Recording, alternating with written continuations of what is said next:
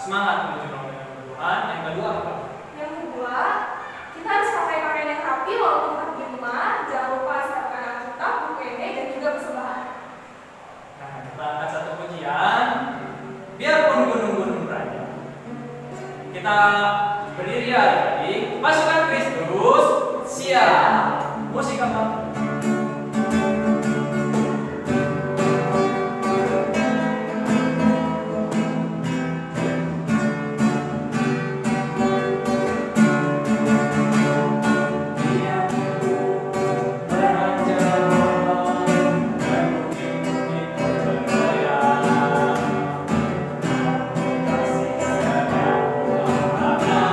Beranjak baru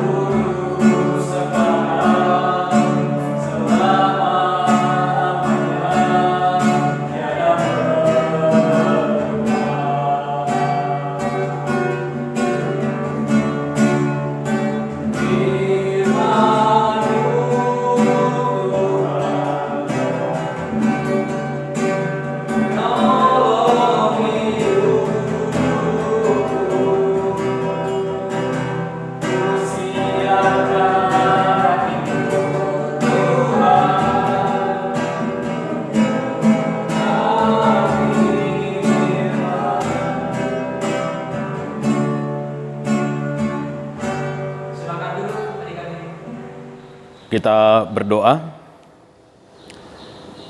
Terima kasih Tuhan atas anugerah dan waktu yang Tuhan berikan kepada kami, sehingga pada hari ini kami dapat kembali beribadah, memuji dan memuliakan nama Tuhan. Tuhan, bukalah hati dan pikiran kami, agar firman-Mu dapat kami pahami dan dapat kami hidupi di dalam kehidupan kami. Amin.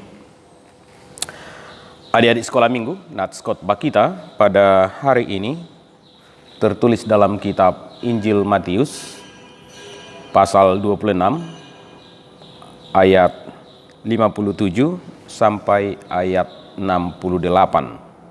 Saya akan bacakan firman Tuhan untuk kita. Sesudah mereka menangkap Yesus, mereka membawanya menghadap Kayafas, imam besar. Di situ telah berkumpul ahli-ahli Taurat dan tua-tua. Dan Petrus mengikuti dia dari jauh sampai ke halaman imam besar. Dan setelah masuk ke dalam, ia duduk di antara pengawal-pengawal untuk melihat kesudahan perkara itu. Imam-imam kepala, malah seluruh Mahkamah Agung, mencari kesaksian palsu terhadap Yesus, supaya ia dapat dihukum mati. Tetapi mereka tidak memperolehnya, walaupun tampil banyak saksi dusta.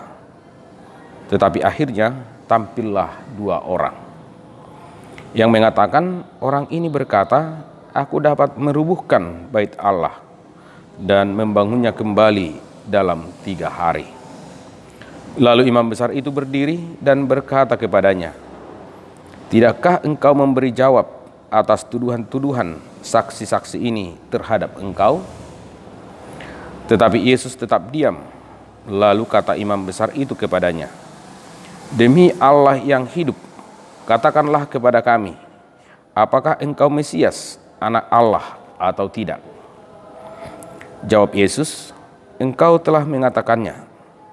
Akan tetapi aku berkata kepadamu, mulai sekarang kamu akan melihat Anak Manusia duduk di sebelah kanan Yang Maha Kuasa dan datang di atas awan-awan di langit. Maka imam besar itu mengoyakkan pakaiannya dan berkata, ia menghujat Allah. Untuk apa kita perlu saksi lagi? Sekarang telah kamu dengar hujatnya. Bagaimana pendapat kamu? Mereka menjawab dan berkata, ia harus dihukum mati. Lalu mereka meludahi mukanya dan meninjunya. Orang-orang lain memukul dia dan berkata, cobalah katakan kepada kami, hai Mesias, siapakah yang memukul engkau? Demikianlah firman Tuhan.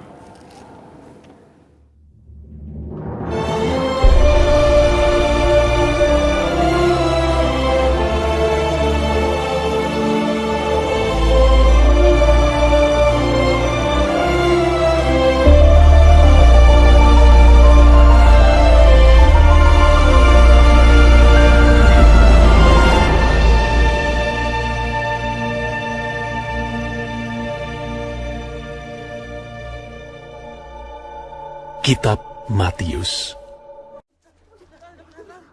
Sesudah mereka menangkap Yesus, mereka membawanya menghadap Kayafas, imam besar. Di situ telah berkumpul ahli-ahli Taurat dan tua-tua.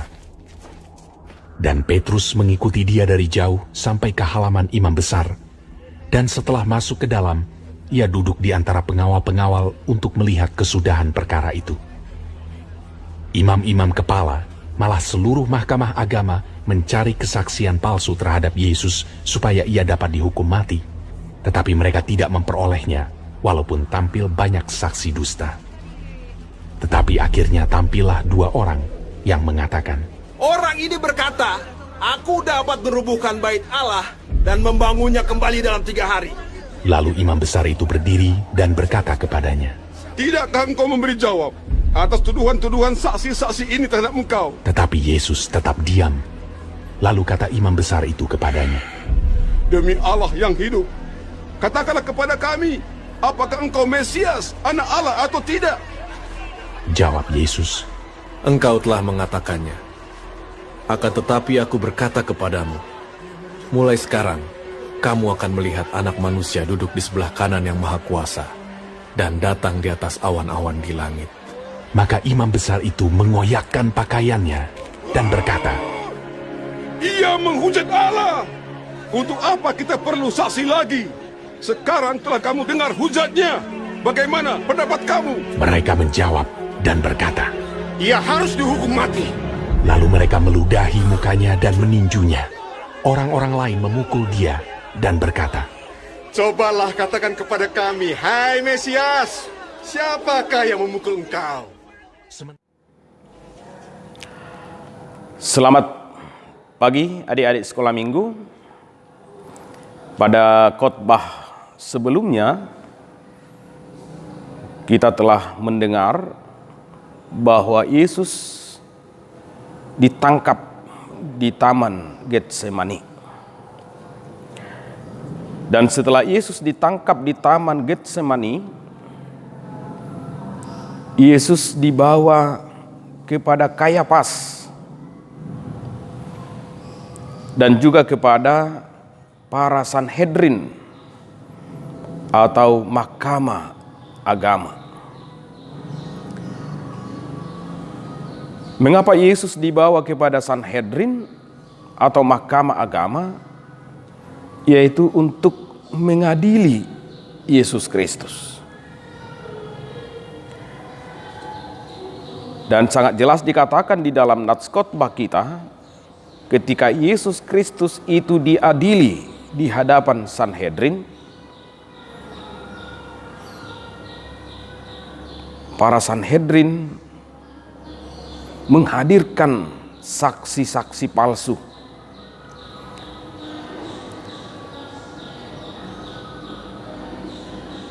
Mengapa mereka menghadirkan saksi-saksi palsu? Tentu untuk mencari-cari kesalahan Yesus Kristus. Untuk mencari alasan untuk menyalahkan Yesus Kristus itu sendiri. Tetapi dari semua kesaksian-kesaksian yang disampaikan di dalam pengadilan Yesus Kristus, satu pun kesaksian mereka tidak ada yang benar. Adik-adik sekolah minggu, pada akhirnya di dalam pengadilan di mahkamah agama atau Sanhedrin,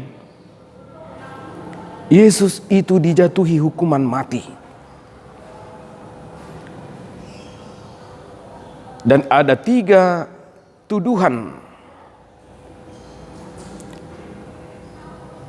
mengapa mereka menjatuhkan hukuman mati kepada Yesus Kristus. Yang pertama adalah bahwa Yesus Kristus itu dituduh menyesatkan bangsa Israel. Tentu itu adalah tuduhan yang tidak benar. Itu salah. Yesus tidak pernah menyesatkan siapapun. Malah Yesus selalu menyampaikan ajaran yang benar. Yang kedua, mereka menuduh Yesus Kristus itu melarang membayar pajak kepada kaisar. Itu juga adalah tuduhan yang salah. Yesus tidak pernah melarang siapapun untuk membayar pajak, memenuhi kewajibannya kepada pemerintah. Malah Yesus Kristus sendiri sebenarnya mengajarkan kita agar kita selalu tunduk, patuh, dan memenuhi kewajiban kita kepada pemerintah. Dan yang ketiga, mereka mengatakan bahwa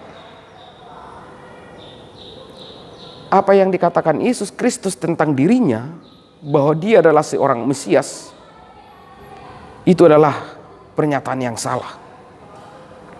Padahal itu bukan pernyataan yang salah. Adalah benar, Yesus Kristus itu adalah Mesias. Yesus itu sungguh-sungguh Mesias. Hanya pemahaman orang Yahudi, secara khusus Mahkamah Agama atau Sanhedrin, memiliki pemahaman yang berbeda tentang Mesias dengan Yesus Kristus. Yesus mengajarkan Mesias yang sesungguhnya dan mengatakan bahwa dialah Mesias. Itu adalah sebuah kebenaran. Tetapi orang-orang Sanhedrin, Mahkamah Agama, ahli-ahli Taurat, tua-tua, dan imam-imam kepala menjatuhkan hukuman mati kepada Yesus Kristus dengan 3 alasan tadi. Dan ketiga tuduhan itu sama sekali itu bukanlah tuduhan yang benar kepada Yesus Kristus. Tidak ada yang salah dengan ajaran Yesus Kristus, tidak ada yang salah dengan kehidupan Yesus Kristus. Tetapi akhirnya Yesus itu ditangkap, diadili, dan dijatuhkan hukuman mati. Adik-adik sekolah minggu, kita harus selalu berpegang kepada kebenaran. Sekalipun kita dibenci dan mungkin bahkan kita akan diadili dan dijatuhkan hukuman karena kita berpegang kepada kebenaran. Seperti Yesus Kristus yang selalu berpegang kepada kebenaran sekalipun dia dibenci. Yesus Kristus itu tetap berpegang kepada kebenaran sekalipun dia diadili. Yesus Kristus itu tetap berpegang kepada kebenaran sekalipun ia dijatuhi hukuman mati. Jadi adik-adik sekolah minggu, kita jangan sesekali mengingkari kebenaran karena takut dibenci. Jangan sesekali kita mengingkari kebenaran karena takut diadili. Jangan sesekali kita mengingkari kebenaran karena kita takut dijatuhi hukuman di dalam pengadilan. Kita harus tetap berpegang teguh kepada kebenaran. Apa yang benar, selalu itulah katakan, selalu itulah hidupi. Kita meneladani Yesus Kristus itu di dalam kehidupan kita. Adik-adik sekolah minggu, imam-imam kepala, ahli-ahli Taurat dan tua-tua Israel, sesungguhnya mereka juga sadar tidak ada yang salah dengan apa yang dilakukan oleh Yesus Kristus. Tidak ada yang salah dengan apa yang dilakukan oleh Yesus Kristus. Tetapi yang menjadi dasar bagi mereka untuk menghukum Yesus Kristus dengan hukuman mati adalah kebencian mereka kepada Yesus. Mengapa mereka sangat benci kepada Yesus Kristus? Karena mereka melihat Yesus Kristus itu jauh mengungguli mereka. Baik dalam ajaran, baik dalam sikap. Sehingga banyak orang yang mengagumi Yesus Kristus itu. Karena begitu banyak yang mengagumi Yesus Kristus sehingga pengaruh imam-imam kepala, ahli Taurat, Farisi, dan tua-tua Israel berkurang di mata orang banyak. Pengaruh mereka berkurang. Karena pengaruh mereka berkurang sehingga mereka menjadi benci kepada Yesus dan mencari-cari alasan untuk menyingkirkan Yesus Kristus, untuk menghukum mati Yesus Kristus. Oleh karena itu adik-adik, kepada kita juga sebagai anak-anak Allah, jangan kita pernah iri hati, benci kepada seseorang karena dia memiliki kelebihan daripada kita. Kita harus bersyukur kalau seseorang memiliki kelebihan dari diri kita. Kita harus bangga, bersukacita kalau seseorang itu memiliki kelebihan dari kita. Jangan membencinya, apalagi berusaha untuk melenyapkan dia, menghukum dia dalam kehidupan kita. Tetapi kita justru boleh banyak belajar dari dia yang memiliki banyak kelebihan dari kita.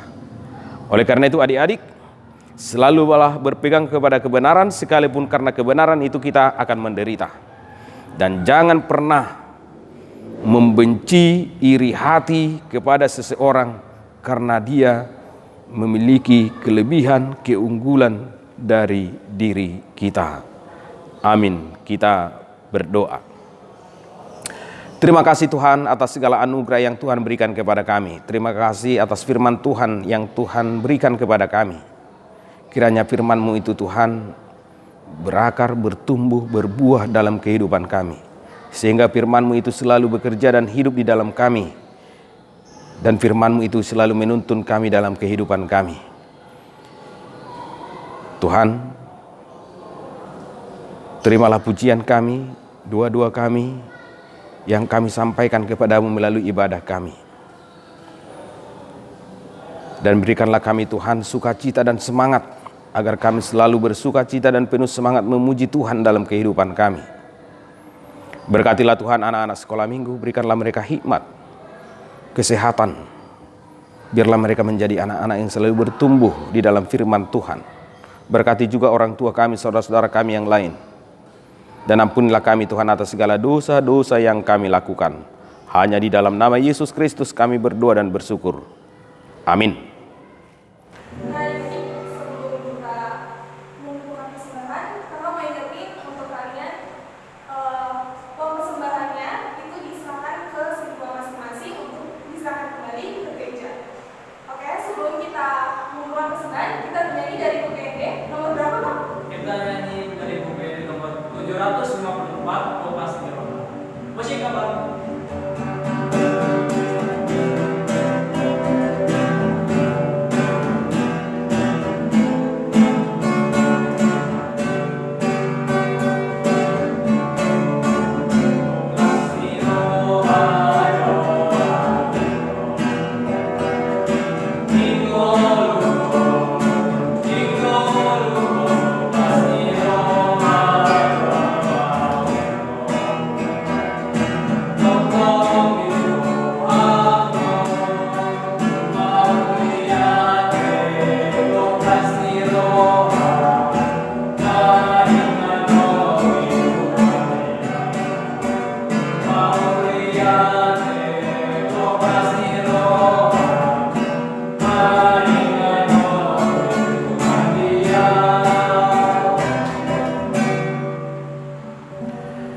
Adik-adik sekolah minggu, kita tutup ibadah kita sama-sama mengucapkan doa Bapa kami. Bapa kami yang di sorga, dikuduskanlah namamu, datanglah kerajaanmu, jadilah kehendak-Mu di bumi seperti di sorga. Berikanlah kami pada hari ini makanan kami yang secukupnya, dan ampunilah kami akan kesalahan kami, seperti kami juga telah mengampuni orang yang bersalah kepada kami. Dan janganlah membawa kami ke dalam pencobaan, tetapi lepaskanlah kami daripada yang jahat. Karena Engkaulah yang empunya kerajaan dan kekuasaan dan kemuliaan sampai selama-lamanya. Amin. Terimalah berkat dari Tuhan Allah. Tuhan memberkati dan melindungi engkau. Tuhan menyinari engkau dengan wajah-Nya dan memberi engkau kasih karunia. Tuhan menghadapkan wajah-Nya kepadamu dan memberi engkau damai sejahtera. Amin. Amin. Amin. Amin.